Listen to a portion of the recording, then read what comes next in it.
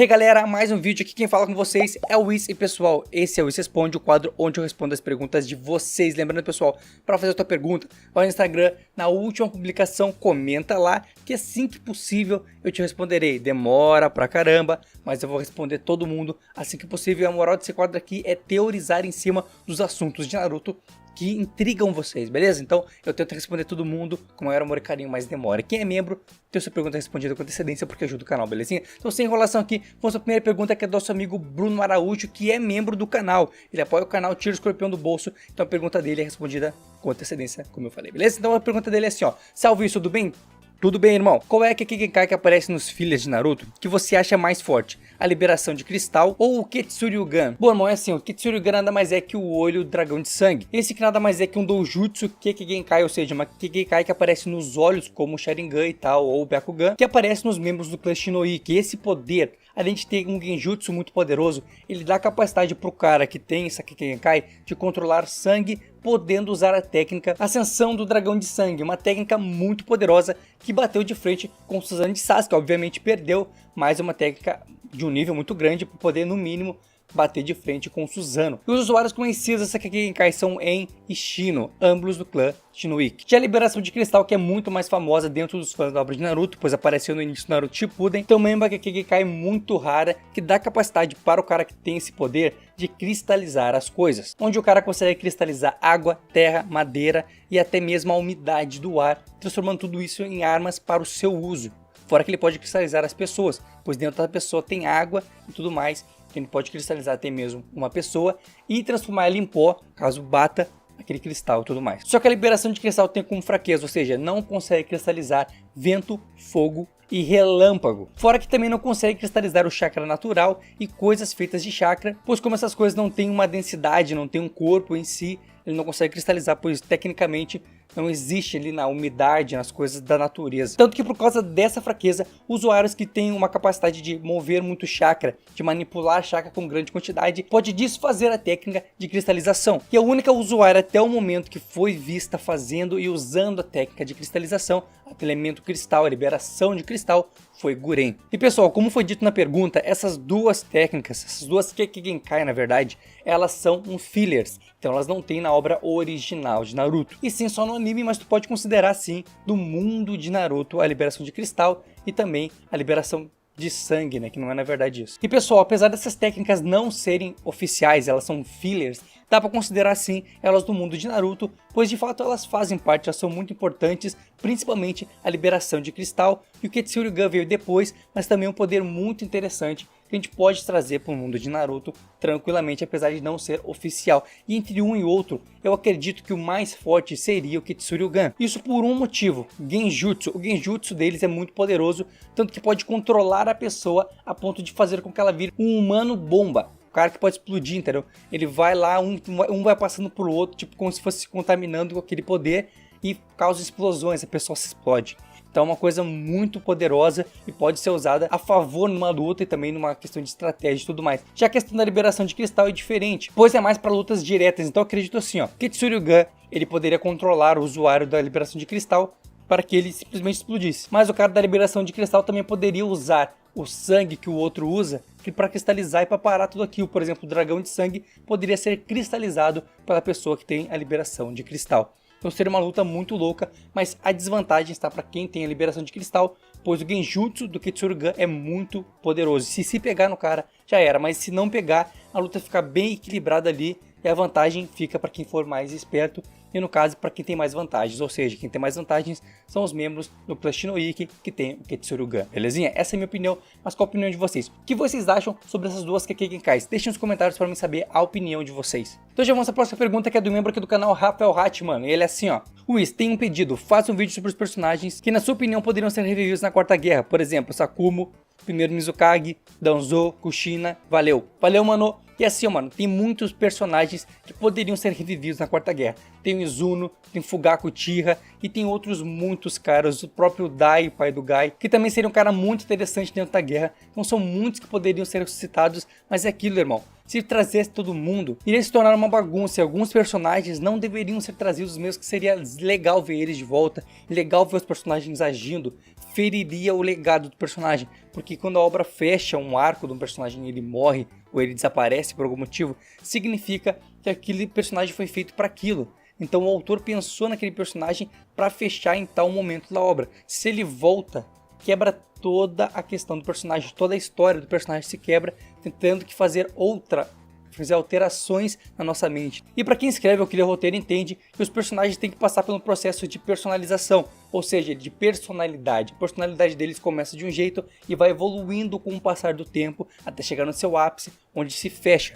Então um exemplo, se Jiraiya voltasse à vida de novo, seria ruim para a obra, porque o personagem se fechou de uma maneira muito boa, no ápice, ele se sacrificou e tudo mais, então criou muitos fãs a partir desse momento, e um personagem amado por muitos. Se ele volta, todo mundo vai gostar, o Jiraiya voltou e tal, mas vai quebrar o personagem, vai quebrar a personalidade do personagem e a criação que ele teve até seu ápice. Isso acontece com muitos personagens com obras muito grandes. O personagem não tem mais para onde evoluir, ou seja, ou ele regride ou ele permanece sempre igual, do mesmo jeito. Então eu não gostaria que trouxesse muitos outros personagens, porque estragaria o legado da obra, que fechou muitos personagens de maneira muito boa. Por exemplo, o pai do Sasuke fechou no clã Uchiha, aquela morte dele foi muito marcante. Se ele é trazido de volta, sabe? A gente tem que conhecer outros aspectos da personalidade dele, que talvez não seriam tão interessantes e quebrariam a personalidade do personagem. E eu sei, pessoal, isso é uma coisa um pouco difícil de entender para muitas pessoas, que acham que os personagens simplesmente voltam e vão e tudo mais, mas existe sim essa questão da personalidade do personagem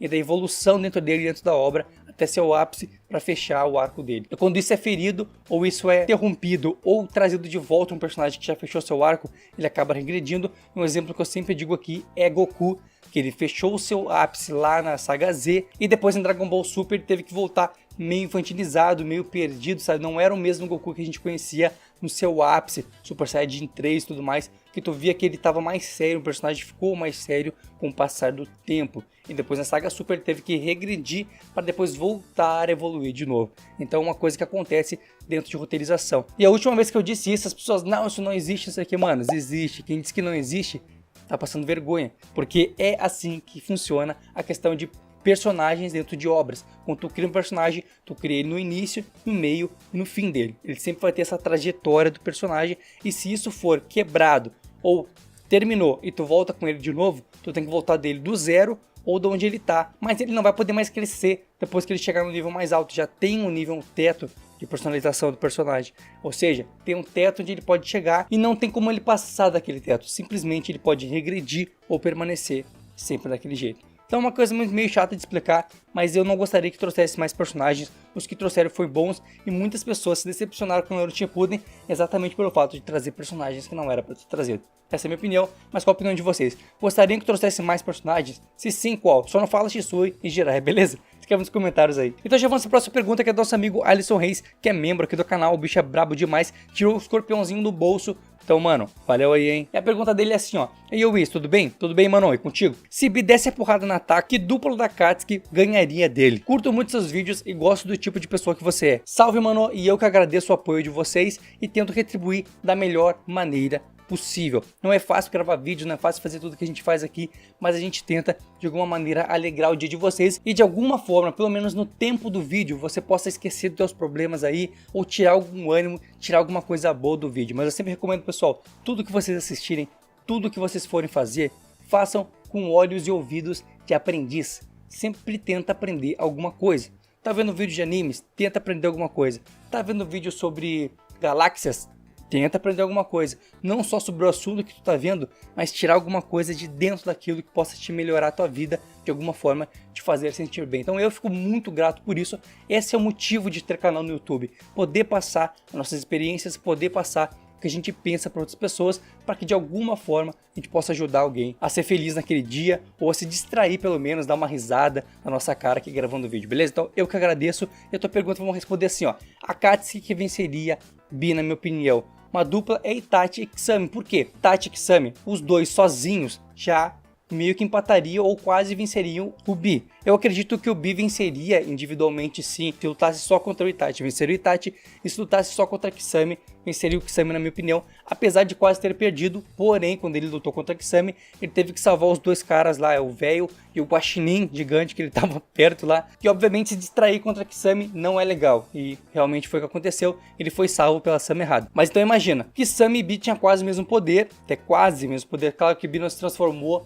no seu poder máximo na hora da luta contra Kisame, mas naquela luta ali eles mostraram ter as mesmas forças e tudo mais, com uma vantagem de Bi. Já contra o Itachi a gente nunca viu uma luta entre eles, porém a gente pode dizer uma coisa assim, ó, Bi tinha mais força, mais agilidade, tudo mais. Eu já analisei uma luta entre Bi e Itachi, mano, vai no link da descrição aí, ou procurando no canal, Itachi versus Bi, tu vai ver que tem uma luta lá que eu analisei, tentando fazer sentido, uma luta que nunca aconteceu. Então pra resumir, eu acredito que Itachi e Kisame conseguiriam vencer Bi, mas pode ter certeza, eles sairiam muito quebrado.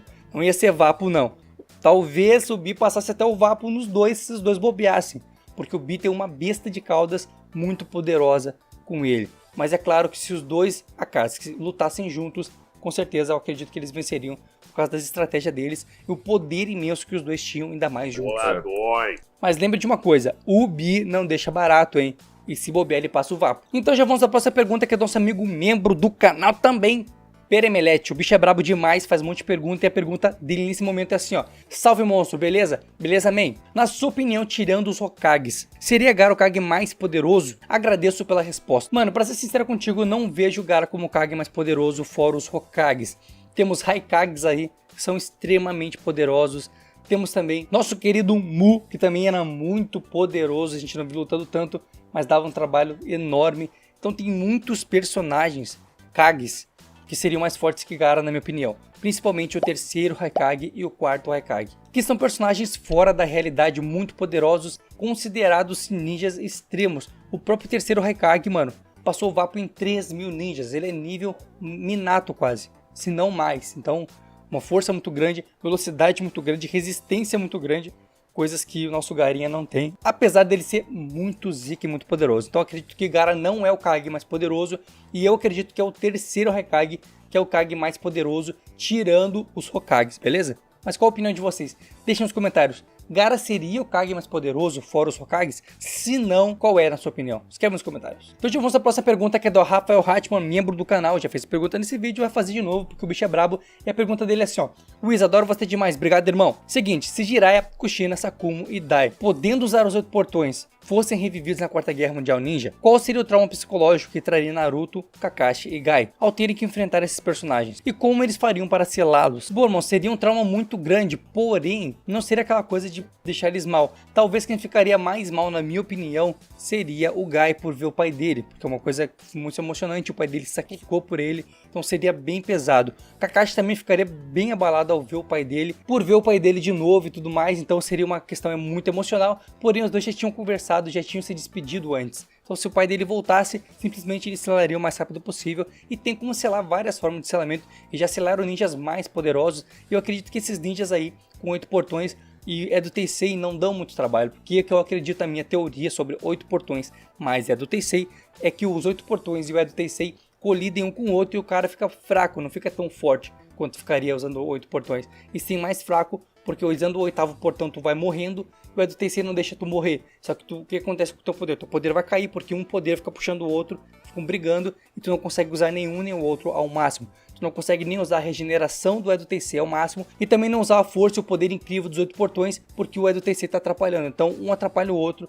Então acredito que os caras não seriam tão fortes, seriam vencidos sim, daria um pouco de trabalho, fator emocional muito grande, porém não seria aquela coisa mirabolante e fora da realidade, porque os personagens durante a Quarta Guerra passaram por maus bocados e tiveram que ver personagens que eles não queriam ver, que já estariam mortos. Principalmente Kakashi, que o amigo dele tecnicamente ressuscitou na frente dele, simplesmente ele achava que o amigo dele tinha morrido e estava ali na frente dele o cara que, uma das pessoas mais importantes na vida dele, que era o Obito, estava vivo e simplesmente era o vilão. Então pra Kakashi já foi um trauma muito grande, o professor dele voltou, então mano, Kakashi já tá gasto. Kakashi pode, um cara que é gasto com sofrimento é Kakashi, então não se preocupa com ele, que ele passa o Vapo nisso e passa de boa, beleza?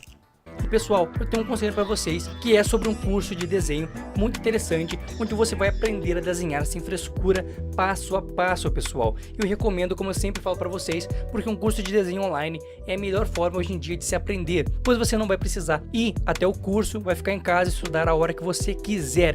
Então, pessoal, vai no primeiro link aqui da descrição e assiste ao vídeo explicando sobre como funciona esse curso, que é muito interessante, pessoal. Vai lá e clica e apoia o canal. Então, pessoal, fique com Deus e tenha uma boa semana. Feito gurizada, feito meus amigos, feito Harrys.